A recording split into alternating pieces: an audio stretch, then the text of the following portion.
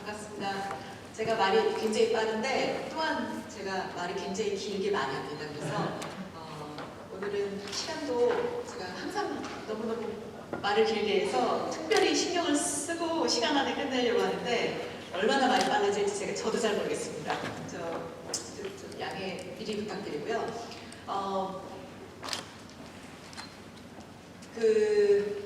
전 미국에 온 지 22년 됐는데 처음에 미국에 와서 너무 좋았어요. 한국에서는 여자는 뭐 이러면 안 돼, 남자니까 이렇게 해야 돼, 뭐 이런 말들을 엄청 많이 듣고 보수적인 집에서 컸는데 미국에 오니까 그런 말들이 전혀 없는 거예요.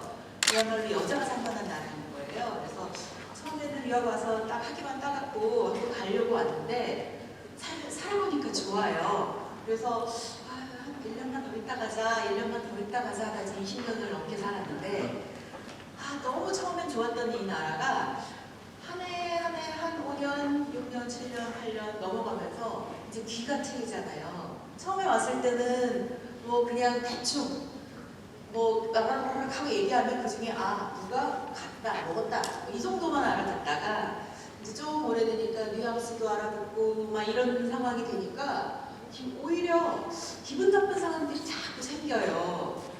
이게 여자라고는 아닌데 한국에서 제가 메인스트림의 뭐 대학까지 나온 여자 입장에서는 당해보지 않았던 느낌들, 그래서 이게 뭔지를 잘 몰랐어요. 한 10년 넘을 때까지. 근데 쭉 넘다가 어느 날 깨달은 게 이게 내가 말로만 듣던 인종차별이구나. 내가 인종차별을 받아? 되게 놀라운 경험이었어요. 처음에 인종차별이라는 거를 책에서 본 게 아니고 제가 개인적으로 느꼈을 때.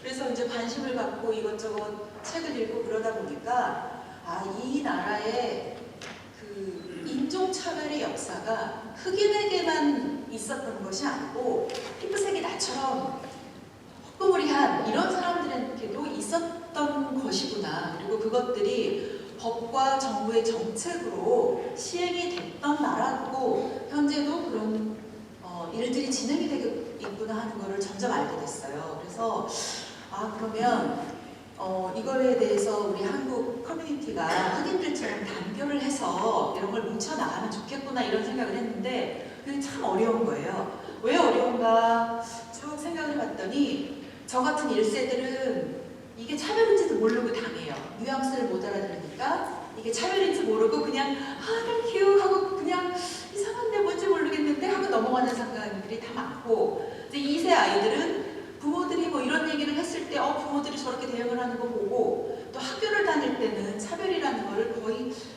학교에서는 워낙 그 교사들이 제대로 하니까 별로 못 느껴요. 그러다가 학교 졸업하고 30이 넘어가서 직장에서 이제 1차 탈락이 일어나는 때가 대개 30대 초반 중반이잖아요. 그 정도 돼서야 내가 이 사회에서 지금 정당한 대접을 못 받고 있구나 이런 거를 느끼게 되더라고요. 그래서 쭉 공부를 하다 보니까 다음 슬라이드가 나와야 되는데 네. 네. 그래서 쭉 법을 들여다보니까 여러 가지 그게 있구나. 그래서 어떤 법이 어떻게 인간을 차별하는가 특히 이런 거에 대해서 고민을 해보니까 첫 번째는 오늘은 이민법 관련된 거, 이민 관련된 얘기만 하겠습니다. 법이 미국에 들어오지 못하게 막는 법이 있어요. 근데 다들 들어와도 되는데 한국 사람은 안 돼, 중국 사람은 안 돼, 또 아시아인은 안 돼. 이렇게 차별을 하는 법들이 심지어는 1840년대부터 있었고 그게 지금까지도 있습니다. 예를 들어서 이민 쿼타 중국 사람은 EB5 하면은 7년 걸리고 장 변호사님 여기 전문이신데 10년 걸리고 그렇지만 한국 사람은 3년 걸리고 이런 얘기 들어보셨죠? 그게 국가별 쿼터거든요.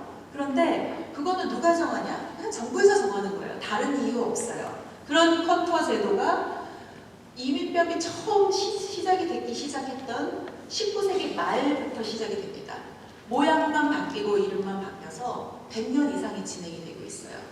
그리고 실제로 미국에 들어온 다음에 인간을 차별하는 법들은 여러분들 많이 겪어보셨을 거예요. 따로 설명을 안 해도. 그리고 또 그 다음 슬라이드. 네.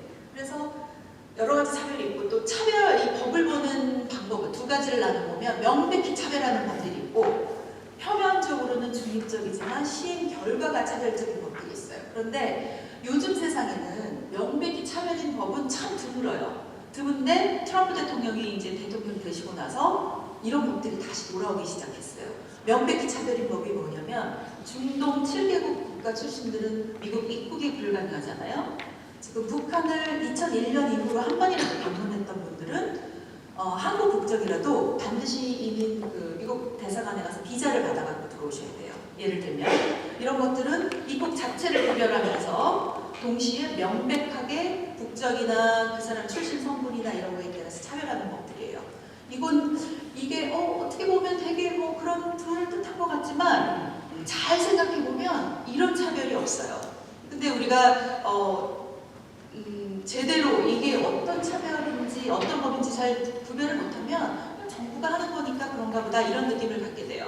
그리고 표면적으로는 중립적이지만 시의 결과가 차별적인 것 같으면 예를 들면 네일 가게가 몇 년 전에 아주 그냥 크게 두들겨 맞았잖아요. 뭐 케미칼이 그 노동자들의 건강에 나쁘고 또 임금 제대로 잘 안 주고 오버타임도 안 주고 그러니까 노동권 향상을 위해서 이런 법들을 새로 제약해야 되고 네일 살롱 전수 조사를 하고 주지사가 나와서 난리를 피고 그랬잖아요. 굉장히 좋은 법이에요, 사실은 그 시행 전체가. 그렇지만 가만히 생각해 보면 저 정도 케미칼을 사용하는 비즈니스가 네일밖에 없나? 생각해 보시면 상당히 많아요. 그런데 왜 네일 가게만 이렇게 문제가 됐을까?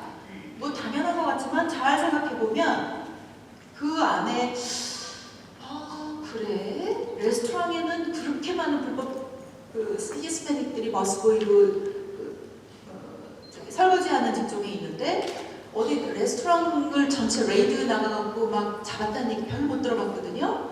근데 네일 살롱들은 뭐 전수조사를 해서 뭐 불법 체류 신분증 검사하고 그러잖아요.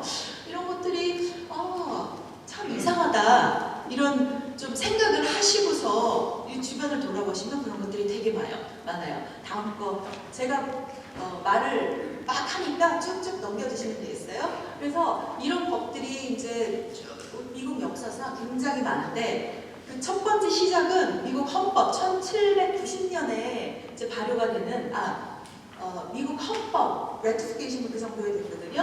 헌법에 처음에 미국 국민이 될 수 있는 사람은 미국 시티즌이라 이렇게 정리를 하고 그거에 이어서 그거를 헌법을 일반 법으로 규정하는 규약법이라는 게 생겨요. 1790년인데 거기에 명백하게 미국 시민이 될 수 있는 사람은 white person이라고 명시가 돼 있어요. 그러니까 그 전까지는 중국인이건 흑인이건 백인이 아니면 미국 시민이 될 수가 없었던, 국민이 될 수가 없었던 법이에요. 그게 거의 80년 이상이 지속이 되다가 미국 남북전쟁 이후에 남북전쟁 이후에 미국 민권법이 처음으로 생기거든요. 이 흑인들이 이제 노예 해방이 됐었으니까 그거에 맞춰서 전쟁이 끝나고 나서 그걸 법제화하는 과정들이 일어나는데 그 와중에 흑인은 시민으로 받아주기로 이제 사회적인 합의가 일어난 거잖아요. 정치를 통해 전쟁을 통해서. 근데 아까 말씀드릴 때 규약법에 첫 번째 생긴 규약법에 백인만 시민이 될 수 있다라고 명시가 돼 있었으면 법을 바꾸면서 백인이 아니어도 시민이 될 수 있다라고 바꾸면 되잖아요. 근데 남북전쟁 후에 나온 첫 번째 개정안에 아프리칸 출신의 사람은 미국인으로 귀화가 가능하다 이렇게 놓은 거예요.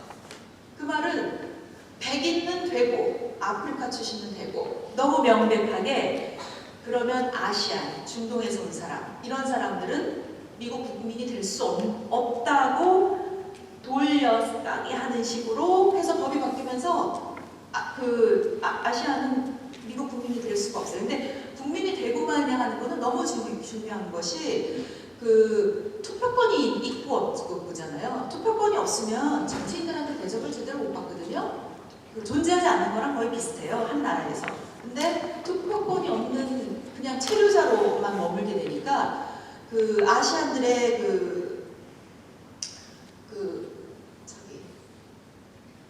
너무 빨리 나가셨어요. 죄송합니다.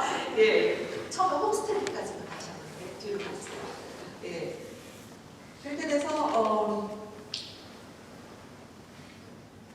네, 아주 미국 헌법 개정 때부터 아시안을 차별하는 법이 있었다. 그 말씀을 드렸고요. 그래서 그런 차별적인 법이 아시안을 차별하는 법들 예를 몇 개밖에 지금 보여드리겠어요. 첫 번째 이제 1862년에 미국 서부가 이제 개발을 해야 되니까 동부에서 서부까지 땅이 다 빈 땅이었었잖아요. 그래갖고 양쪽 해안가는 백인들이 와서 좀 정착을 하고 살았지만 중간이 비었으니까 미국 정부에서 2년 이상 살기만 하면 땅을 가져라 하고 뭐 그런 법이 나와요. 그게 홈스테드 법이라는 건데 굉장한 특혜예요. 국가 전체를 개발하면서 니네가 아무데나 가서 개발하면 이 땅이야 라고 허락을 해주는 거거든요. 근데 이 법에 아시아는 안 돼요. 아시아는 해당이 안 돼. 그렇기 때문에 흑인들이나 자유흑인들이나 아니면 유럽에서 온 사람들은 막 빈 땅에 가서 우리 옛날에 초원의 빛 이런 드라마 보면 마차 타고 가갖고 가족이 다 땅을 두고 살잖아요. 그런 것 자체에서 우리는 뺀 거예요. 근데 이제 중국 사람들이 처음으로 미국으로 이민을 오기 시작했는데 19세기 중반에요. 그 사람들이 온 이유가 노동력이 부족하기 때문에 철도를 지으러 왔어요. 싼 노동력으로. 그러면 철도를 지으러 와갖고 이 사람들이 이런 법에 우리가 해당이 됐었으면 지금 똑같은 상황이 한국에서 미국에 왔는데 어디 알라스카 가서 5년만 살면 영주권도 주고 땅도 한 5천 평 정도 준다. 이러면 사람들이 많이 몰려오겠죠. 근데 그런 법을 시행을 하면서 한국 사람만 해당이 안 되는 법이 생긴 거예요. 그래서 중국 사람들이 철도 건설을 하려고 굉장히 많이 왔음에도 불구하고 저 법의 혜택을 못 보고 계속 노동자로 살게 돼요. 이런 것도 차별이죠. 그 다음 슬라이드 한번 볼까요? 그래서 그 다음이요.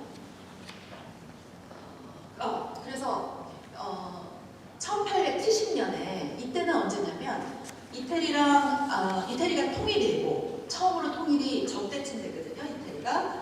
근데 통일을 시킨 적들은 점령을 하고 이기지만 신라가 백제 통일했을 때 점령한 것처럼 통일을 당한 적들이 있잖아요. 그래서 남부 이태리 사람들은 통일을 당한 입장이고 되게 가난했기 때문에 미국으로 엄청 밀려와서 이민을 와요. 그리고 거의 동시에 아이리시 패민이라고 들어보셨잖아요. 아이리시 대기근이 일어나면서 1840년대에 아일랜드에서도 미국으로 이민을 엄청 오거든요. 근데 이런 사람들이 여기서 난 사람은 아니잖아요. 그러니까 미국으로 영주권을 받아서 귀화를 해야 되는데 그 귀화가 그러니까 마음대로 됐었어요. 그 전까지만 해도. 근데 너무 많이 오니까 이거에 대한 제한을 하는데 제한을 하면서 이런 유럽 계통은 귀화를 할 수 있고 아시아는 여기서도 빼요. 그래서 철도 노동자로 엄청 많이 왔지만 10분 남았습니까? 네. 네. 철도 노동자로 엄청 왔지만 이 사람들은 전혀 이런 혜택을 못 받고 그냥 빨래방 서부에서 옛날에 빨래방은 정말 고된 직업이 없거든요. 근데 그런 거를 하면서 살 수밖에 없는 입장이 돼요. 그래서 네, 그럼 빨리빨리 넘어가 있습니다. 연설을 좀 못하겠어요. 그 다음에 1875년에 근데 이 페이지 액트라는 거는 모든 아시안 여성을 일종의 매춘부가 될 수 있는 사람으로 가정을 하고 생긴 법이에요. 그래서 이 법이 왜 생겼냐면 철도 노동자들이 중국에서 엄청 왔잖아요. 다 남자들일 거 아닙니까? 근데 이 사람들이 한 10년 살고 나면 20대에 와서도 30이 되잖아요. 그러니 가정을 이루고 살고 뭐 여기 그러니까 가정이 이루어야 되는데 그러려니까 중국에서 이제 우편 색시라고 그러잖아요. 우편 신부들을 데리고 오기 시작을 해요. 그러니까 미국 정부에서 이거 큰일 난 거예요. 그러면 애를 낳으면 시민권을 주장을 할 거고 그 다음에 여기서 근거를 자식까지 있고 부인이 있으면 얘네들이 진짜 자기네 나라를 안 가겠구나 해갖고 아시안 여자가 못 들어오게 여러 가지 조건을 해서 이민을 제한합니다. 근데 이거는 1875년 일이지만 사실은 지금도 일어나고 있어요. 왜? 어떻게 일어나고 있느냐? 한국에서 30대 싱글 여자가 미국 비자 받으려면 굉장히 어렵습니다. 직장이 있더라고 해도 은행에 뭐 통장도 보여주고 내가 뭐 재산이 있다 뭘 막 보여주지 않으면 비자를 안 내줘요. 왜? 여기 와서 그냥 물러 살까봐, 여기 와서 매춘할까봐, 여기 와서 미국 시민권자랑 해서 안 갈까봐. 그러니까 지금 한국도 살기 좋은데 나는 여기 가서 미국 가서 살고 싶은 건 아닌데 아직도 저런 100년 이상 된 뿌리가 아직도 진행이 되고 있어요. 그 다음 법 갈까요? 이거는 아주 정말 획기적인 법인데 노동자들이 많이 와서 살기 시작하니까 어느 순간에 안 되겠는 거예요. 그래서 모든 중국인은 다 들어올 수 없다라는 법을 만들어요. 이거는 지금 요즘에도 되게 중동에서 아무도 못 들어오잖아요. 요즘 같으면 거의 비슷한 법이에요. 이게 시대만 100년이 바뀌었지 전혀 바뀌지 않고 그대로 이런 법들이 있어서 저 법에 따라서 심지어는 그 어떤 이고라는 중국 사람은 샌프란시스코에서 태어났고 미국에서 자라다가 부모 고향인 중국에 잠깐 갔다가 돌아오는데 입국 불허가 돼요. 그래서 그 친구는 소송까지 해서 대법원까지 소송을 해서 가는데 결국 져요. 근데 이 케이스 말씀을 드려보면 요즘에 그 로드 스칼라십 받은 하버드 젊은 학생이 다 얘기 들으셨죠? 그 친구가 지금 불법으로 있지만 다카 학생이잖아요. 그런데 부모 쫓아왔지 자기는 여기 오려고 온 것도 아니지만 부모 쫓아온 거고 어렸을 때 여기서 교육 다 받고 영어 잘하고 미국 사람인데 애초에 자기 들어올 때 부모가 불법이었다라는 그런 제약 때문에 지금 영국으로 그 스칼라십을 받으러 나가면 재입국이 안 되는 상황인 거잖아요. 지금 1882년에 생겼던 이런 법으로 부당한 일들을 당한 중국 사람들이 너무 많았던 것처럼 똑같은 색깔만 바꿔갖고 현재까지도 이런 일들이 일어나고 있습니다. 이건 우리가 어떻게 생각하죠? 다음 이거 보고요. 이 다음 그래서 아까 제가 그 말씀드렸잖아요. 겉으로 볼 땐 비슷한데 차별적인 법이 있다고. 이꾸라는 세탁소 하던 중국 사람이 이런 일을 당했어요. 아까 말씀드린 것처럼 땅을 소유할 수 없는 법들이 있었고 땅 소유가 불가능했기 때문에 유태인들이 그래서 금융업으로 많이 들어간 것처럼 중국 사람들은 금융업을 할 만한 재산도 없었기 때문에 노동을 하는 비즈니스를 많이 뛰어들었거든요. 그 중에 가장 노동 강도가 센 게 세탁소였어요. 요즘 드라이클리닝 이런 게 아니고 양잿물을 물에 끓여서 사람 손으로 빨아내는 세탁이었거든요. 그러니까 중국 사람들이 샌프란시스코에서 엄청나게 이런 비즈니스를 했었는데 샌프란시스코 시장이 조례를 바꿔요. 법도 아니고 조례로 모든 앞으로는 목적 건물에서 세탁소를 하려면 화재 위험이 있으니 무조건 특별 허가를 받아야 된다는 조례를 냈는데 결과적으로는 샌프란시스코 전체에 있던 중국 사람이 소유한 세탁소는 다 목적 건물 안에 있었고 이 사람들이 신청을 해서 허가 신청을 내는데 한 군데도 허락을 못 받아요. 그러니까 세탁업을 문을 닫을 수밖에 없는 상황이 된 거예요. 그래서 이 사람이 소송을 하거든요. 그런데 겉으로는 이게 차별법이 아니잖아요. 그러니까 대법원까지 갔는데 저 사람도 져요. 그러니까 조금 아까 이게 그 사람이 하던 그 세탁소 이름입니다. 그리고 저 하킨스라는 사람이 그때 샌프란시스코 시장 이름이에요. 그래서 지금 저런 일들이 없나 생각을 해보면 아까 말씀드린 네일 가게, 또 우리 세탁소 폴크 사용하고 뭐 환경규제 굉장히 심하잖아요.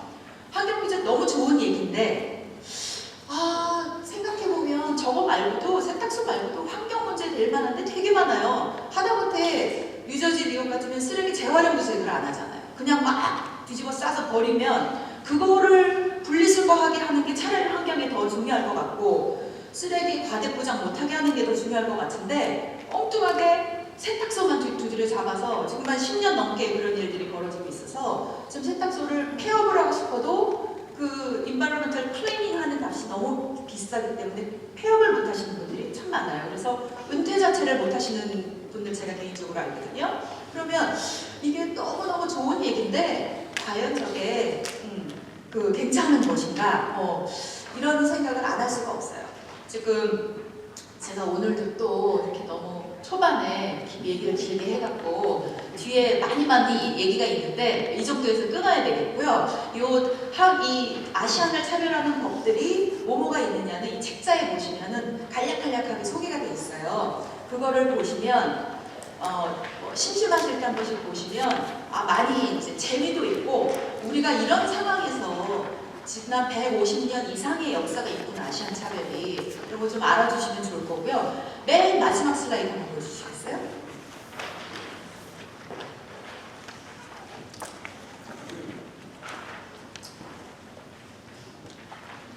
맨 마지막 슬라이드. 네, 이게 다 보이시는지 모르겠는데요. 이 슬라이드를 보면 이게 참 의미가 있습니다. 여기 처음 10년 단위로 1950년부터 2018년까지 횟수고 이민자 총수, 그 다음에 해마다 증가수, 그러니까 전 10년 대비해서 차이 나는 거, 그 다음에 오른쪽이 사건이에요. 어떤 사건이 있었는지. 1940년, 50년은 지금 그 세계대전 관련해서 센서스 기록이 없습니다. 그래서 두 칸이 비어 있어요. 그런데 이걸 보시면 지금 증가수가 쭉 늘어나고 있거든. 1135명에서 1850년에 그 다음에 32,000이 돼요. 10년 사이에. 무슨 일이 있었냐면 캘리포니아에 금광이 발견이 돼서 중국에서 금캐러 하고서 많이 들어오고 그 다음에 제일 큰 거는 대륙횡단 철도를 건설하면서 철도 노동자로 임금 노동자가 굉장히 많습니다. 그래서 10년 사이에 35,000이 늘어요. 그런데 그 다음에 보시면 그 1870년 이민법 나오죠. 그 이민법은 아시아는 국적을 가질 수 없다 하는 그런 법이었거든요. 그렇지만 아직 10년, 중국 사람들이 이민 온 지 20년이 안 된 시점이었기 때문에 저 때는 여기 이민 오신 분들이 애초부터 이민 오신 분도 계시지만 대개는 왔다 그냥 눌러 앉게 되신 분들도 많잖아요. 중국 사람들은 애초에 여기 살려고 온 사람들이 아니고 돈 벌어서 자기 가족에게 돌아가려고 했던 사람들이기 때문에 저 이민법이 많은 영향을 미치진 않습니다. 그런데 그 다음에 1882년에 Chinese Exclusion Act라고 아까 말씀드린 중국인 배제 법이 생겨요. 그 법 이후로 5,700명이 줄어요. 그러니까 법이 바뀌거나 뭔가 정책이 바뀌면 이민사회 이렇게 숫자가 증감에 영향을 미친다는 말씀입니다. 또 하나 그 다음에 1886년에 아까 세탁소 사건, 그 세탁소 사건 이후로 6,800명이 또 줄어요.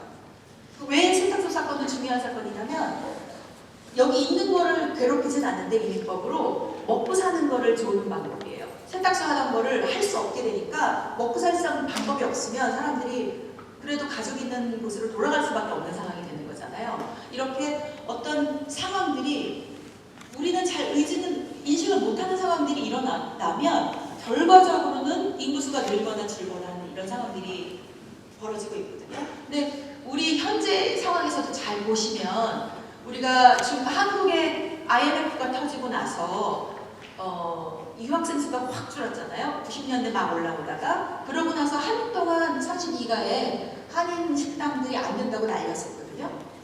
그 다음에 또 한 번 한국 식당들이 안 된다고 했었던 게 한국에서 2007년에 경제 폭발이 일어났을 때 그때 또 한 번 하고 그런데 요즘에 K-팝이 중국 사람들한테 인기가 있으면서 그 사람들이 몰려와서 지금 한인 상가가 되고 있잖아요.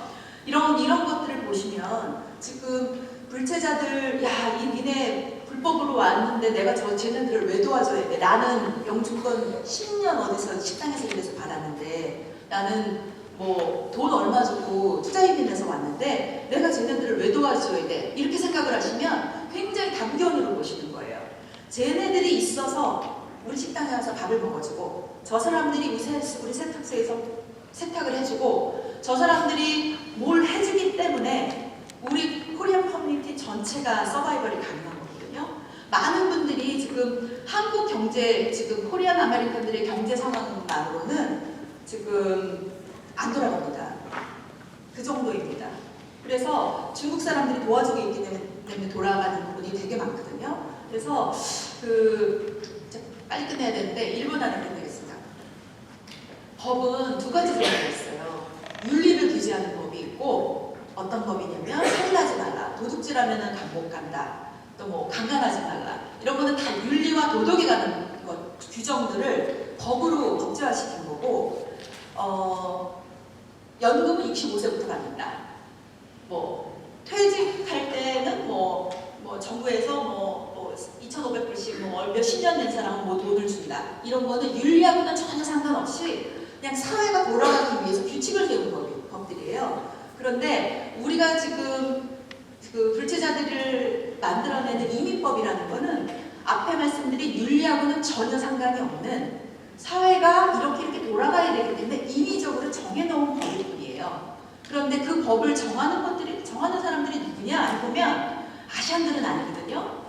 아시안들이 아니니까 트럼프 대통령이 그랬잖아요. 앞으로 이민은 뭐 핀란드나 노르웨이처럼 하얀 애들을 받아들이지, 우리가 왜 저 시커먼 푸에르토리코, 뭐 하이티 이런 사람들을 왜 우리가 도와줘야 되냐, 이런 얘기를 하잖아요. 그런 생각을 갖고 있는 대통령이 법을 만들면 우리처럼 약간 색이 거무족족한 누꾸리미한 이런 사람들은 피해보는 법이 만들어질 수밖에 없어요. 그리고 그런 결과가 현재 이민법이에요. 그러니까 선생님들께서 야, 저거 불체자들 불법인데 내가 도와주지 말아야 되겠다, 이렇게 생각하시는 거는 좀 다시 한번 생각을 해보셨으면 좋겠어요. 그 실제 이민법이 어떤가는 이제 다음에 나오시는 주디 변호사님께서 자세히 말씀을